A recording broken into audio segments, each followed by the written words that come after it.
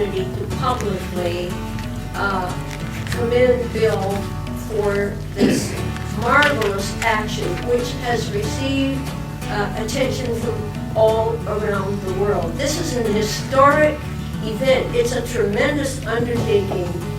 Hello there, everyone. This is Dan Dix reporting for Press for Truth TV. The power of the issuance of currency on a global scale is one of the most important tasks to achieve when trying to set up a one-world government.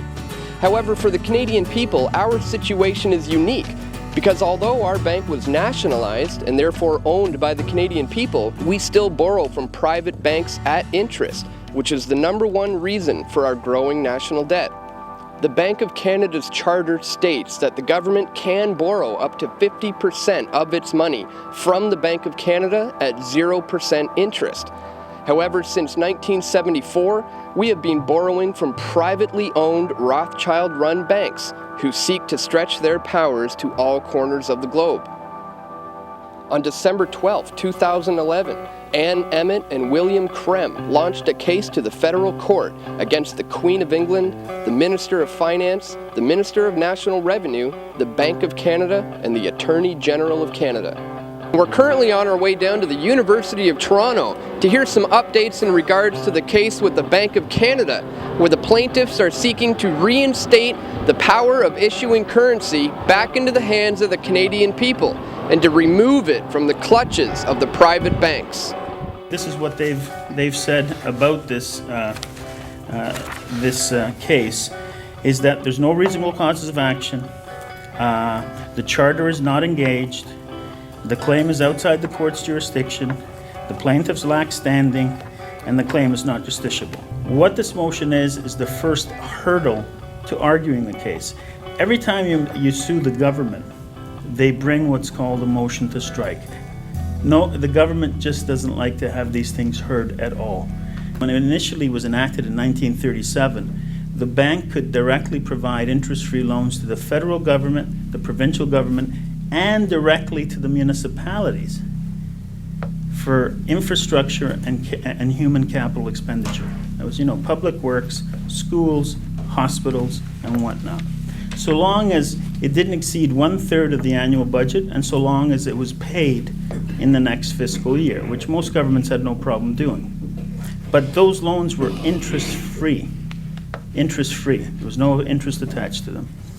That practice stopped in 1974 when the Bank of Canada joined the gang of bankers over in Europe. Now, the only difference between our bank and the other banks is our bank is a public bank. It's the only bank that is a public bank in the G8 countries. The other banks are private banks, including the Federal Reserve in the States. Most people don't realize that's a private bank. If the Bank of Canada can give it to the commercial banks at 1/4 of 1%, then they should give it to the government, at least at 1/4 of 1% or at 0% as the bank is mandated to do. This claim has a lot of basis. It's grounded in law. If we get a dishonest judge, he or she will strike parts or all of it, will appeal it. But there's nothing in this statement of claim that we want the government to fess up that's not grounded in solid legal argument. Is this the only set of motions that you expect the government to put forth before the actual case comes up? Or do you expect more motions after this? Well, if they lose on this, they have to file their defense, their substantive defense. What do you say to the actual claim? See, they haven't said anything to the claim. So if they don't strike it on the basis that, let's say they're saying there's no reasonable cause of action. Well, they can't put in their statement of defense, there's no reasonable cause of action. They've spent that fuel. They actually have to justify why they haven't been giving loans, interest-free loans to the government, to the governments. They have to justify why the minutes of these meetings in Zurich are kept secret. They have to justify why the Minister of Justice is not tabling the true figures of revenue coming in, and they have to justify it in law. There's no such thing as a failure when you bring a matter to the court that's justiciable or that's ripe for adjudication.